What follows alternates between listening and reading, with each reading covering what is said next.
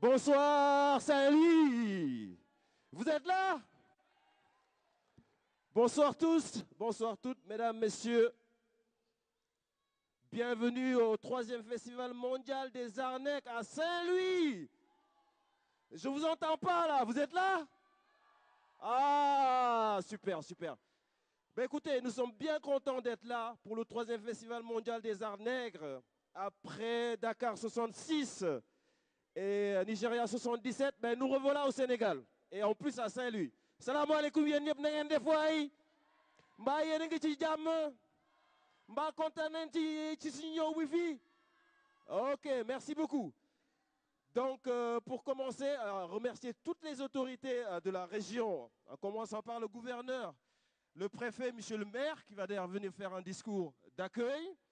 On va vous présenter le programme du festival ici, d'abord, à savoir que nous serons là jusqu'au 31 décembre 2010. Nous sommes ici, le 31 décembre 2010. À partir de mercredi, on aura tous les soirs un spectacle ici, avec des artistes qui viennent du monde entier. Donc, merci beaucoup pour votre accueil. Tous les soirs, à partir de mercredi, on aura des artistes partout du monde. États-Unis, Afrique, Festival mondial des arts nègres. Ok? Ouais, mais est-ce que vous êtes là? Mais non, encore une fois. Ah, c'est bien. Saint-Louis.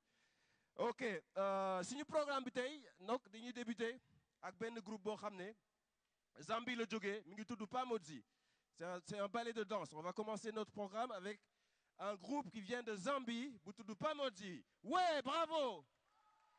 Ok, ensuite dañ ciy tagal benn groupe bu tudd Urban Bush Woman and Jantubi. Kooku benn groupe boo xam ne États-Unis la jógee ak bokk ak ay Sénégalais def benn spectacle de danse. Après ce groupe, on aura Human Bush, Woman and Jantubi.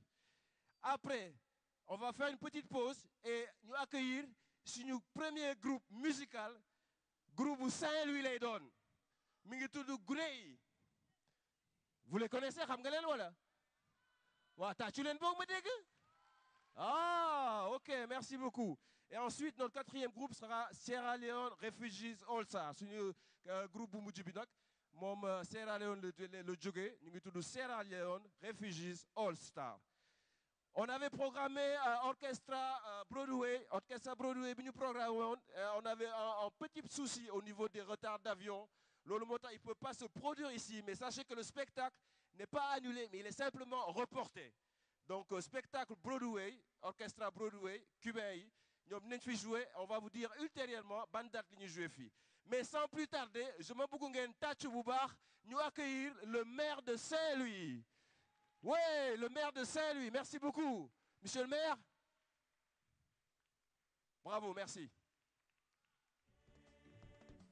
Hey, encore.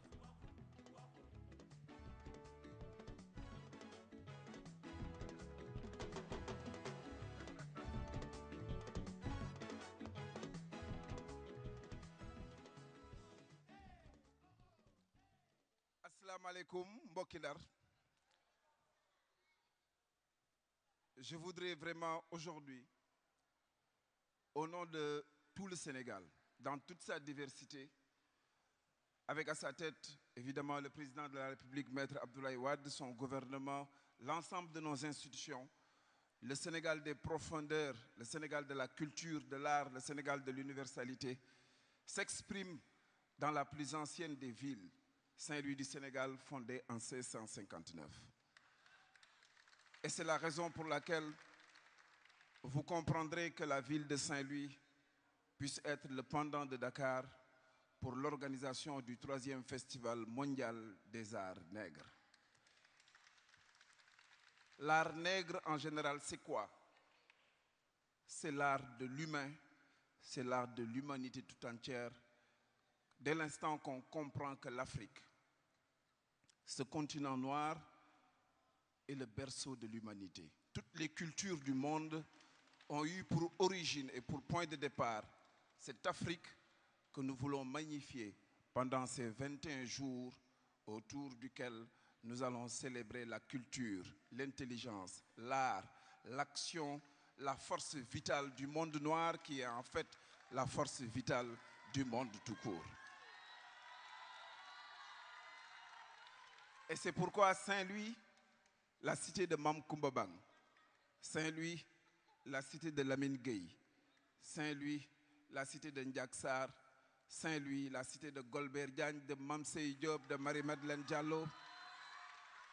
Cette ville-là va vibrer de son âme, va vibrer de son être, va vibrer de tout son corps à l'unisson avec le reste du monde pour magnifier la culture, pour magnifier l'art, pour magnifier l'universalité, la paix et la retrouvaille entre l'humain de tous les bords.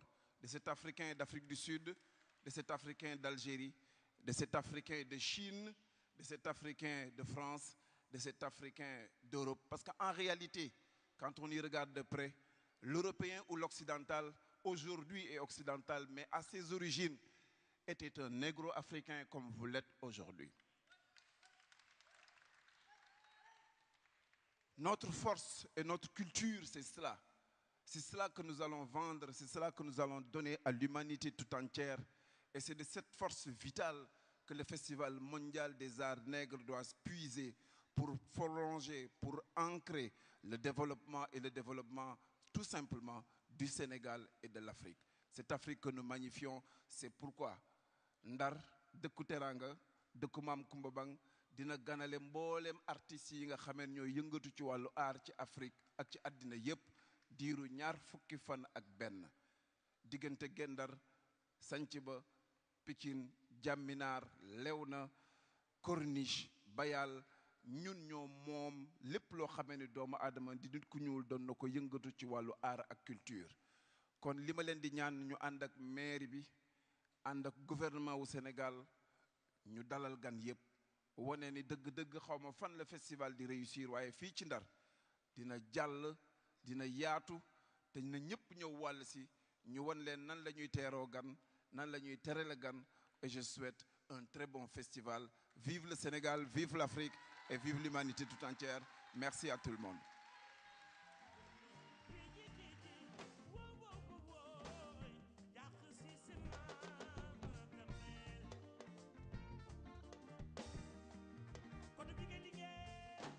Merci beaucoup, monsieur.